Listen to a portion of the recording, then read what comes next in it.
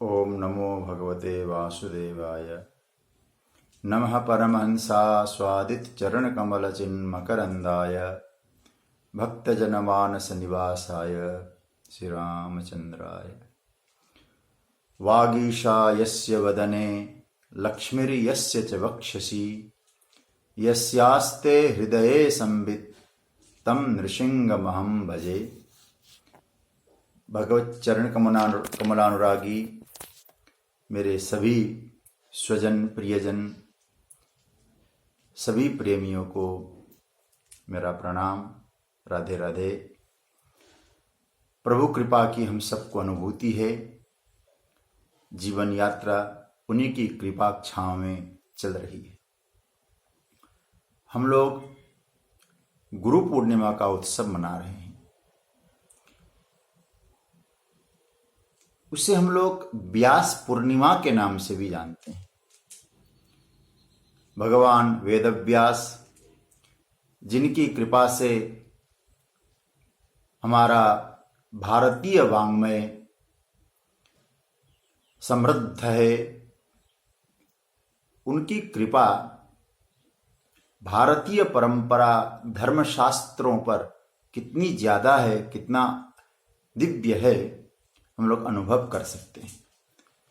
एक वेद को 4 विभागों में विस्तार करने वाले, महाभारत जैसे 5वें वेद की रचना करने वाले, अनेक पुराणों की रचना करके जिन्होंने भारतीय वाङ्मय को समृद्ध बनाया, वे वेदव्यास जी भगवान के कलावतार थे। आषाढ़ शुक्ल पूर्णिमा पवित्र समय में उनका इस धरा पर अवतरण हुआ है। तो व्यास पूर्णिमा के नाम से भी हम लोग गुरु पूर्णिमा को जानते हैं। और हम लोग जो भी ग्रंथों का चिंतन करते हैं, हमारे यहाँ एक बहुत प्रसिद्ध सूत्र है, व्यासोच्छिष्टम जगत सर्वम। संपूर्ण जगत वेद व्यास जी का उच्छिष्ट है, जूठन है। वही सबको, मतलब यहां तक कहा जा सकता है कि यदि हास्ति तदन्यत्र यन्ने हास्ति न कुत्रचित। संपूर्ण वाङ्मयों में व्यास जी का अनुभव, व्यास जी का शब्द ही गूंजता है। इसलिए ऐसे भगवान के दिव्य कलावतार के रूप में अवतरित होने वाले परमात्मा के अवतार स्वरूप श्री वेदव्यास जी को हम वंदन करें। और उनका जो व्यास जयंती है उसी को हम लोग गुरु पूजा के रूप में मानते हैं, गुरु पूर्णिमा के रूप में स्वीकारते हैं। अब महत्वपूर्ण कुछ चर्चा गुरु पूर्णिमा के आधार पे अथवा गुरु पूजा के आधार पे कुछ चिंतन करें। जैसे कभी कभी हम लोग सोचते हैं कि गुरु कैसे हम धारण करें, गुरु होता कौन है, गुरु का मतलब क्या है, गुरु का अभिप्राय क्या है, गुरु करता क्या है। इन विषय पे थोड़ा जब चिंतन करते हैं तो आजकल एक सूत्र बहुत चल पड़ा है, पानी पीना छान के गुरु करना जान के। लेकिन मुझे समझ में नहीं आया आज तक कि आप गुरु को जानोगे कैसे। पानी पीना छान के यहां तक तो समझने जैसी बात है, लेकिन क्या तुम जान जाओगे गुरु कौन है? इनके शरण में जाए हम जान जाएंगे अच्छी तरह से? क्योंकि कभी कभी हम लोग बाहर का व्यक्तित्व देखकर किसी की पहचान कर लेते हैं, किसी का वक्तव्य सुनकर हम किसी को श्रेष्ठ समझने लगते हैं। लेकिन व्यक्तित्व और वक्तव्य दोनों की परख तो कोई बिरला ही कर सकता है, क्योंकि कई बार हमारी दृष्टि किसी के व्यक्तित्व में टिकती है। और मैं आपसे स्पष्ट कहना चाहूंगा, गुरु कोई व्यक्ति नहीं होता है। और दूसरा ये भी कह सकते हैं, व्यक्ति गुरु नहीं हो सकता है। तो फिर कैसे जाने, कैसे पहचाने गुरु को?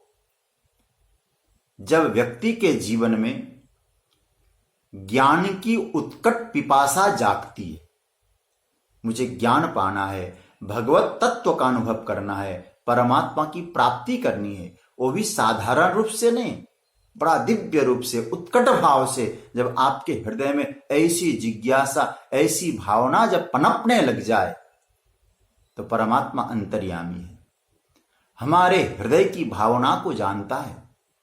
इसके हृदय में इस वक्त ऐसी अवस्था है, तो अंतर्यामी होने के नाते वो परम प्रभु परमात्मा समझता है। तो क्या करते हैं, कभी कभी किसी को अपना प्रामाणिक प्रतिनिधि भेजकर उस साधक के कल्याण हेतु उसको प्रेषित करता है। बोले इसके मन में उत्कट अभिलाषा है, इसका कल्याण करने के लिए मैं प्रतिनिधि भेजता हूं। और ज्यादा उत्कट इच्छा हो, उत्कट अभिलाषा हो, तो केवल कभी कभी स्वयं भगवान ही, परमात्मा ही गुरु के रूप में अवतरित होकर हमारा कल्याण करता है। श्रीमद् भागवत में एक बहुत सुंदर भाव आया। परीक्षित जी सुखदेव जी को खोजने नहीं गए, लेकिन जब श्री परीक्षित जी भगवान भगवत प्राप्ति की इच्छा से उत्कट अभिलाषा लेकर आए, तो वहां वेदव्यास जी स्पष्ट लिखते हैं भागवत में, तत्राभवत भगवान व्यासपुत्रो, भगवान एवं व्यासपुत्र अभवत। स्वयं परमात्मा ही व्यासपुत्र के रूप में अवतार लिए। इसलिए यहां अगच्छत नहीं कहा, आए हैं सुखदेव जी, ऐसा नहीं कहा है, अभवत, वहां प्रकट हो गए। स्वयं परमात्मा व्यासपुत्र सुखदेव के रूप में प्रकट हो गए। क्यों? परीक्षित की उत्कट लालसा को देखकर। इस दृष्टि से हम गुरु की खोज करने की यात्रा न करें। कहां मिलेंगे गुरु, कैसे होंगे गुरु, बिल्कुल आवश्यकता ही नहीं है। हमें भीतर की लालसा को जगानी है, मुमुक्षा को जगानी है, जिज्ञासा को जगानी है। भगवान जगत गुरु शंकराचार्य भी कहते हैं, महापुरुषों का, गुरु का आश्रय बाद में होता है, जब आपके मन में मुमुक्षा जागती है। मनुष्यत्वम मुमुक्षुत्वम महापुरुष संश्रयः।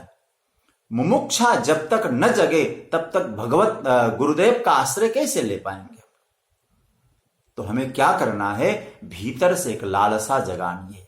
और लालसा जगाने के अनेक उपाय है। सत्संग करना, सत्शास्त्रों का चिंतन करना, भगवान के नाम का आश्रय लेना, भगवान की लीलाओं का श्रवण करना। ये धीरे धीरे धीरे धीरे आपके हृदय में एक जागृति, एक जिज्ञासा, एक पिपासा, एक मुमुक्षा जागृत हो जाती है। फिर जब जागृत होते ही अंतर्यामी समझ जाएंगे कि इसके मन में ऐसा दिव्य भाव आया है, चलो मैं स्वयं ही उसके निकट पहुंच जाऊं। रूप बदलकर किसी रूप में कभी प्रतिनिधि को भेजता है, कभी स्वयं उपस्थित होता है। फिर हम उन्हें क्या कहें, बोले हमें फिर सही राह दिखाता है, हमारी अभिलाषा को, हमारी जिज्ञासा को सही रूप में ले जाता है। हम उसे ही कहते हैं गुरु, क्योंकि हमसे श्रेष्ठ होता है। और गुरु शब्द का अर्थ ही श्रेष्ठ है। एक शब्द आता है लघु, लघु मतलब छोटा, गुरु मतलब बड़ा, तो हमसे श्रेष्ठ है। तो ऐसे श्रेष्ठतम परमात्मा के स्वरूप में गुरु का अवतरित हुआ है। इसलिए मैं एक कहना चाहूंगा, जब हम गुरु का आश्रय लेते हैं तो पहला सूत्र यह है, गुरु को व्यक्ति मत मानिए। गुरु परमात्मा है, गुरु भगवान है, गुरु साक्षात परब्रह्म। व्यक्ति के रूप में आपने गुरु को यदि व्यक्ति के रूप में स्वीकारा, तो आप इस बात को समझ लीजिएगा, आपने गुरु को पूर्ण समझा ही नहीं, क्योंकि व्यक्ति कभी पूर्ण होता भी नहीं है। व्यक्ति में पूर्णता आएगी कैसे? और बुरा नहीं माने, भगवान श्री कृष्ण को भी यदि आप केवल एक व्यक्ति के रूप में मानेंगे तो कृष्ण में भी अपूर्णता दिखाई देगी। राम को भी केवल एक व्यक्ति के रूप में आप मानेंगे तो राम भी अपूर्ण है। और गुरु तो पूर्णता की ओर ले जाता है, पूर्ण का अनुभव कराता है। इसलिए तो हम लोग किसी प्रतिपदा को, द्वितीया को, किसी अन्य तिथि को गुरु पूजा नहीं मनाते, पूर्णिमा को ही मनाते हैं। चंद्रमा पूर्ण होता है और पूर्णता की ओर ले जाने वाला हमारा सदगुरु होता है। वो अधूरा नहीं है, वो पूर्ण है। पुनः कह दूं, और व्यक्ति नहीं है। व्यक्ति होता तो पूरा होता ही नहीं है। व्यक्ति के रूप में उसको न स्वीकारें, पूर्णता के रूप में स्वीकारें। जैसे हम लोग मंदिर में जाते हैं, मंदिर में जाकर जब सामने हनुमान जी का दिव्य स्वरूप हो, हनुमान जी की प्रतिमा हो, हनुमान जी की मूर्ति हो, हम लोग जब वंदन करते हैं, प्रणाम करते हैं, तो क्या कहते हैं? मनोजवम मारुत तुल्य वेगम जितेंद्रियम बुद्धिमताम वरिष्ठम, जय हनुमान ज्ञान गुण सागर। कोई ऐसा नहीं बोलता है इस मूर्ति में हनुमान जी, नहीं, ये साक्षात हनुमान जी। और यदि आपने मंदिर में दर्शन करके भी उसको केवल एक मूर्ति के रूप में माना है, परमात्मा के रूप में नहीं माना है, तो मैं तो ये कह सकता हूं फिर मंदिर जाना कोई आवश्यकता भी नहीं है। मंदिर जाना क्या? तो इसका मतलब है कि मंदिर में गए तो हम परमात्मा को स्वीकार करते हैं, परमात्मा है मेरे, तो प्रतीक नहीं मानेंगे हम। और जो व्यक्ति भगवान को किसी प्रतीक के रूप में स्वीकार करता है तो परमात्मा अधूरा है उसके लिए, वो पूर्ण नहीं है फिर। तो प्रतीक मानना बंद करें परमात्मा को। ऐसे ही गुरु का ये पांचभौतिक देह आया है तो ये समझ लेना एक गुरु एक प्रतीक मात्र है नहीं। जैसे मूर्ति में अब कल तक वो पाषाण है लेकिन आज मूर्ति है, कारण क्योंकि उसमें मंत्रों के द्वारा प्राण की प्रतिष्ठा की गई। और जब प्राण प्रतिष्ठा हो जाए तो हम लोग क्या कहते हैं? वो प्रभुत्व समाया है। आज से वो पाषाण नहीं, ये साक्षात परब्रह्म है। जैसे उस पाषाण की मूर्ति में प्रभुत्व की स्थापना करके हम प्रभु समझते हैं, ऐसे ही पांचभौतिक देह जो होता है गुरु का, वो गुरु किस लिए? बोले उस देह में हमने गुरुत्व का आवाहन किया है, गुरुत्व समाहित है, ज्ञान समाहित है, हम उसकी पूजा कर रहे हैं। इसलिए गुरु पूजा किसी व्यक्ति पूजा नहीं, मूर्ति पूजा, पाषाण पूजा नहीं, परमात्मा की पूजा है। ऐसे ही गुरु पूजा किसी व्यक्ति की पूजा नहीं, साक्षात परमात्मा के स्वरूप में आए हैं, ऐसा समझना। लेकिन उसके लिए आप में एक दिव्य ज्ञान की पिपासा। यदि हम प्रभु की प्रामाणिक प्रतिनिधि भी गुरु को स्वीकार कर लें तो कोई बड़ी बात नहीं है, लेकिन गुरु को केवल एक साधारण मनुष्य स्वीकार न करें।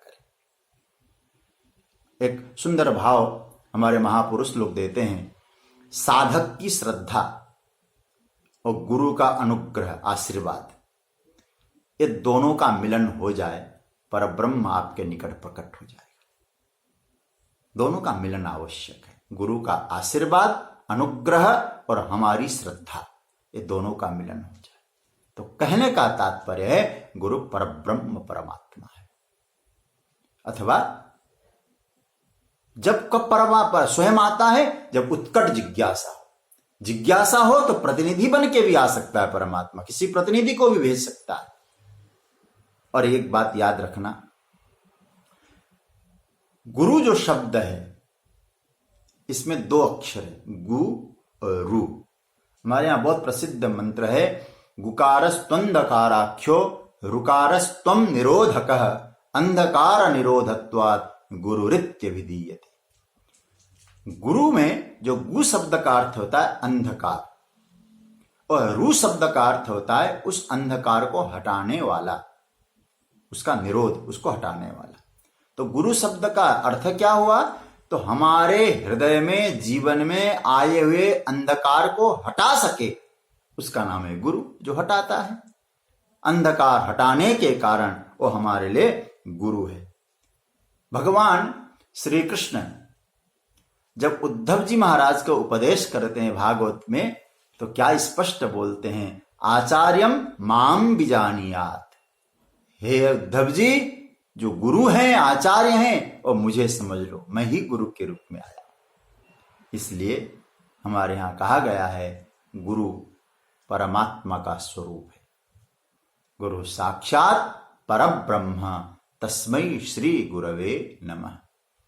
इसलिए एक बात और कहूं, हम लोग एक मंत्र बहुत प्रसिद्ध, प्राय सभी लोगों को याद भी है, बोलते भी हम लोग, त्वमेव माता च पिता त्वमेव त्वमेव बंधुश्च सखा त्वमेव त्वमेव विद्या द्रविणम त्वमेव त्वमेव सर्वम मम देव देव। इस मंत्र में एक छोटा सा चिंतन करें। यहां सबका नाम, माता पिता भाई बंधु संपत्ति विद्या सब ली गई है, लेकिन यहां गुरु का नाम नहीं आया है। क्यों नहीं आया? तो कहते हैं ये जितना भी है ना, हमारे संसार को चलाने वाला संबंध के रूप में स्वीकार, संसार के चलाने वाले साधन हो सकते। माता पिता से जन्म हुआ, विद्या आवश्यक है, लेकिन अब गुरु का यह नाम न लेने का मतलब है कि ये जितने भी है सांसारिक व्यवहार के लिए है, लेकिन गुरु केवल सांसारिक व्यवहार के लिए नहीं, वो परम तत्व के लिए होता है। इसलिए यहां किसी शारीरिक संबंध से गुरु को स्वीकार नहीं किया है, क्योंकि शरीर के स्तर से गुरु तत्व ऊपर है, इसलिए यहां गुरु का नाम नहीं आया है। सब कुछ है तू, लेकिन तू स्वयं गुरु है, इसलिए उस गुरु तत्व को पहचानना आवश्यक है। लेकिन मैं फिर कहना चाहूंगा कि देखिए, उसके लिए हमारे हृदय की जिज्ञासा है, हमारे हृदय की लालसा है, ज्ञान की पिपासा है। जब हम जागृत कर सकें तो गुरु तो अपने आप प्रकट हो जाएगा। तो मैं आपसे ये गुरु पूर्णिमा के उपलक्ष्य में निवेदन करना चाहूंगा कि हम लोग उस भावना को बढ़ाएं, भीतर की तीव्र जो जिज्ञासा है उसको जागृत करें, परम तत्व की अनुभूति की लालसा को जागृत करें, भगवत दर्शन के साक्षात्कार की भावना को और प्रबल बनाएं। तो परमात्मा समझेगा, अंतर्यामी समझेगा, नहीं मेरी आवश्यकता है, तो स्वयं गुरु के रूप में अवतरित हो जाएगा, स्वयं का बोध कराएगा। इसलिए आज हम लोग गुरु पूर्णिमा का उत्सव की यात्रा में जा रहे हैं।